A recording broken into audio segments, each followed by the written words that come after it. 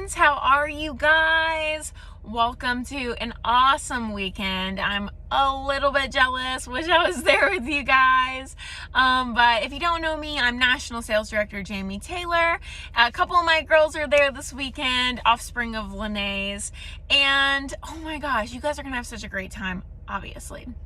Now, Lene asked me just to come on here and just share with you guys just a little bit about moving up the director career path. You have expertly, in order to get to this event, you have expertly moved up the career path, right? We all started with that same starter kit. We made our way to senior and red and DIQ and directorship, and then you built a strong unit, and that's what's gotten you here. And maybe you even have offspring sales directors, or you've offsprung before.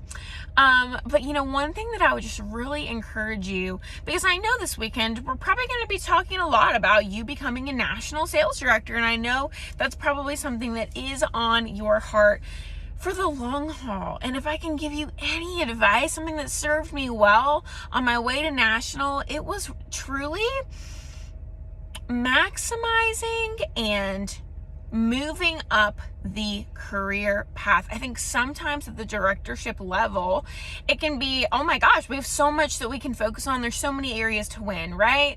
First, we work on turning our cars pink. And then there's unit clubs, there's court of sharing and sales, triple star, trips to focus on. And of course, there's also moving up the career path. And with all of that, sometimes I think that we can get a little bit lost on that career part level. As directors, we can focus on everything else, on the shiny baubles and the diamonds, which are all fabulous. Don't get me wrong, I like them all. But oh my goodness, don't forget that you still have a career path to climb, and that you have to climb it, and you have to take those stepping stones in order to become a national. Another thing that I notice sometimes with directors is just, you know, once they get in their pink Cadillac, they get an offspring or two, and they get that vision for national, which is awesome. So exciting. Again, you've probably experienced that if you're at this retreat this weekend, right? But again, my advice to anybody who sees national for themselves is to look, what is next for me on the career path? Is it FESD? Is that the next step? I know it might not sound as sexy, but if that is your next step, it's like a senior consultant who wants to become a director so bad, and I just want to get into DIQ. This is my month. This is my month to go into DIQ, right? Maybe you're thinking of somebody right now, and I have people like that in my unit. Love them. And I usually say, you can do it. But listen. Let's focus on red, because we could do that this week, right? We can make that happen now. And it's a building block that we could build upon that will ultimately take you where you want to go. But still, sometimes maybe it doesn't feel as exciting to work on because it's not that big picture. And I just want to encourage you that every step is necessary, and to go for the next step in front of you. Is it FESD? Are you one offspring away from that? And guess what? You could literally be an FESD by seminar if you put your mind to it. And once you're an FESD, you might be able to be like, you know what? I can do this, and put 2 more women into DIQ and out, and you're an ESD by fall retreat. Because guess what? The next 5 months, they're going to move really fast. And if there's anything I learned, it can be really easy to stand completely still when it came to progress towards national and progress up the director career path. Because of big plans or what I thought was going to happen. But focus on, ask yourself, who is our next recruit? Who is our next senior? Who is our next red? Who is our next DIQ? That's it. That's it. And when you have people moving into DIQ, guess what? They're going to become sales directors. And when you have people become sales directors, guess what? You're going to move up the career path. You're going to get paid more. You're going to enjoy the perks, and you're going to be that much closer to becoming a national. I've shared this quote a lot in the last year. It's a quote that I heard a couple years ago that I didn't quite understand. It didn't quite resonate with me, though I remembered it. And now it resonates with me a lot. And it's, people can tend to overestimate what's possible in a year and underestimate what's possible in 10. And I know for me, there were so many times where I was like, this is my year to become a national sales director, right?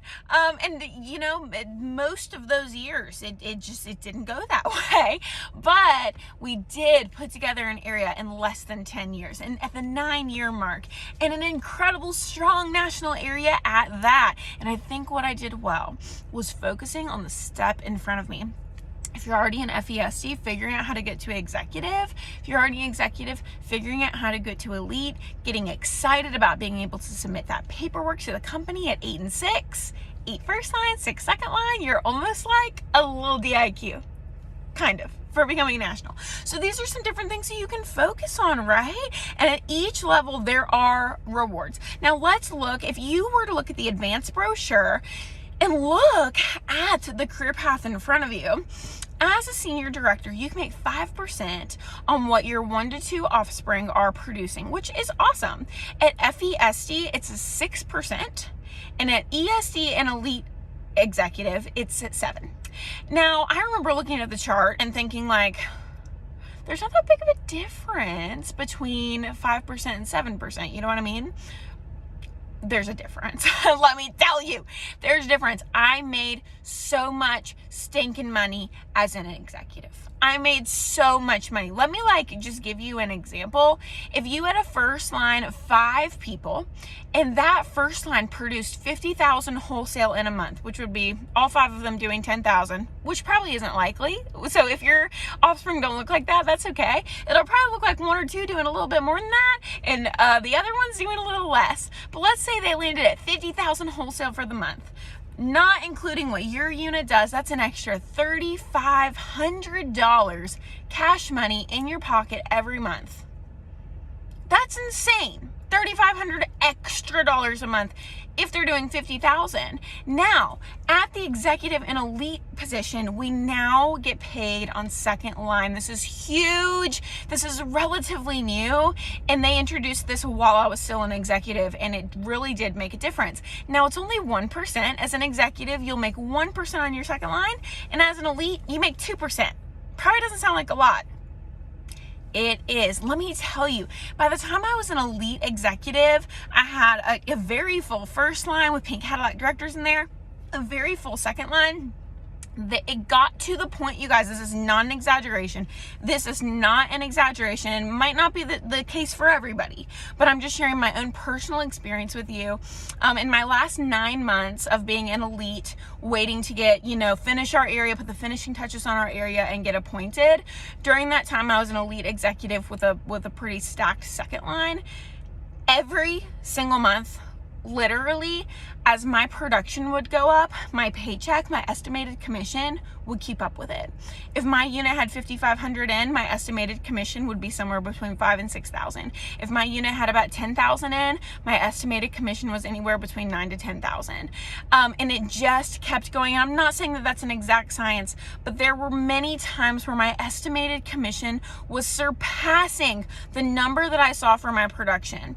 If I happened to have a really great, juicy month for my unit, let's say a 30,000 plus month, then finally maybe my production would pass my my paycheck. But I was looking at $20,000 paychecks, which is absolutely insane. It is crazy. The money is so good. You know what? Another season of my life, because I was an executive for 6 years before becoming a national, which was awesome. Such a blessing, both financially, but also such a great training ground for me to learn the ropes to become a national. And during that time, I remember I had a really low year in the middle there. When I moved to Tennessee and had my son, I was not transitioning well. And my numbers were really down. My unit was not doing pink Cadillac numbers. We'll just say that wasn't good. It wasn't cute. And during that time, though, I was an executive, and to have my numbers go down like that for about 6 months, I mean, my paycheck felt it a little bit. I mean, yes, I was definitely getting paid less than I was used to, but when I say less than I was used to, a bad paycheck for me back then was like $5,000. So, I mean, I'd be like, oh, my paycheck was only $5,000. I was used to it being so much higher. But still, even in those moments, I had this perspective of like, dang, thank the Lord for my first line. Thank the Lord for just like this position, because a bad paycheck is $5,000. It was bad. That was like low for me. And I know for so many, that is a normal check for somebody who's not an executive. So it is so huge for you to focus on. As a matter of fact, I was talking to a dear friend of mine last year. She does really big production. You might even be able to guess who it is. And we were talking a little bit about our commissions, and she told me what her commissions, she had a huge month in like the 40,000s at least, maybe higher. And she was like, my commissions were like 17,000. And that was like as an FESD. Okay. So that's a really great check, right? But I remember her telling me that and being like, dang, I made more than that. And my production was half hers. I made more than $17,000 and my production was half of what her unit did. Are you hearing what I'm saying? If you are safety and security oriented at all, or money motivated, this is something that you should just know. That in the process of chasing down unit clubs, which definitely do that. Again, I love to win. I like to do it all. In the process of finishing your triple star necklaces and all of that fabulous, beautiful stuff, don't forget to chase down intentionally the next level of the career path for you, because there is a lot of money to be made, a lot of security, and it really is just it's the dream, right? To keep working the same amount, but to keep getting paid more and more. Incredible. So before I even became a national, I was just making so much money at the elite executive position without changing our lifestyle at all. I'm not talking about any money envelope systems, nothing like that, without changing our lifestyle at all, or really even budgeting. I would say us, but really me. I paid off about $50,000 in debt for us. I paid off my husband's truck note entirely. I paid off both of our student loans and took care of any credit card debt. About $50,000 grand total, just because of the excess in my income. Did not necessarily have to change our lifestyle for that, but as my area continued to grow, and there was just more money coming in, and because our lifestyle stayed the same, we were just able to like pay off our debt in huge chunks, and I paid it off, within a couple of months, which was huge. Just before I was a national sales director, you guys. So which is really cool. And the other thing, I'm an I personality, so there are other perks, okay? And to moving up the career path, specifically executive. First of all, at every seminar, you're gonna get your own line. I have not stood in a badge line. Hate to brag, but I haven't stood in a line to pick up my badge since 2014, okay? So you have your own line at seminar leadership, where you're not waiting in line. They always have a beautiful floral arrangement for you and a gift, and it's fabulous. You'll get a stage call at most company events, if not all of them. Definitely leadership in the seminar, sometimes career conference, and they usually have a gift for you that they'll present you on stage, which is so stinking fun. And I would say probably one of the best perks is that at leadership and seminar, on top of your stage call, on top of your fancy little line cutting privileges, you have an executive class, and that class serves breakfast, which is fantastic. So you get a continental breakfast, and you get fabulous training from the best of the best, talking to you about growing your organization and stepping up into higher levels of leadership. Oh my gosh, so valuable. And then on top of that, every year the company has the Empowered Leaders event that you will get an invitation to if you're an executive. They always pick a different city. It's so fun. I've gotten to go to San Antonio, Texas, Austin, Texas, Las Vegas, Santa Fe with Kathy and Lou. That one was my favorite because it was my first. Miami, and then I think COVID hit. So I think that was all of them. And this year, in just a week or two, all of our executives will be headed to Charleston, South Carolina for another exclusive Empowered Leaders event. So just really cool stuff that they have in place. One other really fun perk that you should know about, best kept secret, when you go to leadership conference and there's no assigned seating like there is at seminar.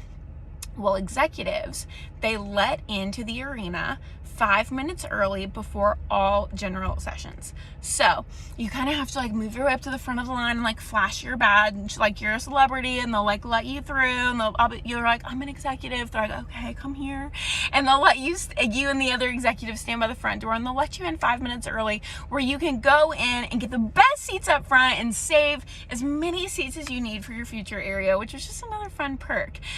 So yeah, just by being an executive for 6 years, I got the best classes and the best training. I got extra training. I never waited in a line. I always had the best seats at seminar and leadership, because even though seminar is assigned seating, I always got assigned great seats because I was an executive. Always got those stage calls, always got those gifts, and always made really great, reliable income. So and on top of all of that, if that wasn't enough,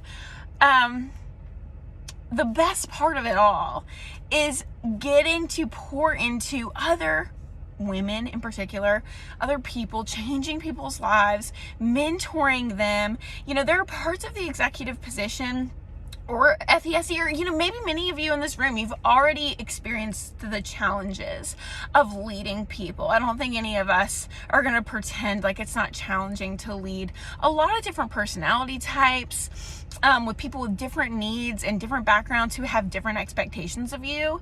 But it is so refining, it is so rewarding, and as cool as it has been to go on a top trip, to pick up a pink Cadillac, there's nothing like going to your own offspring sales director's pink Cadillac pickup. There's nothing like going up to the foot of the stage at seminar and getting a picture of your offspring who's doing these incredible things, maybe even bigger than what you ever did. And getting to take their picture and be so proud of them, to see them hit goals, for them to tell you, you'll never believe how much money I made this last month, to watch them walk away from jobs, be able to stay home with babies, and to know like, wow, the work that I do is so important. And so yes, we do important work with our customers. Yes, we do important work with our consultants, but the most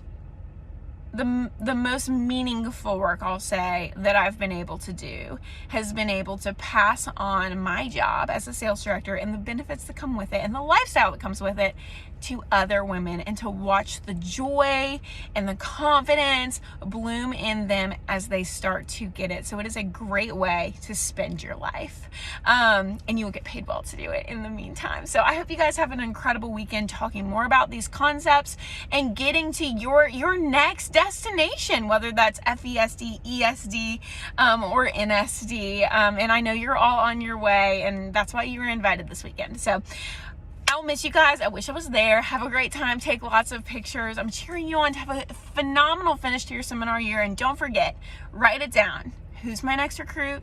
Who's my next senior? Who's my next red?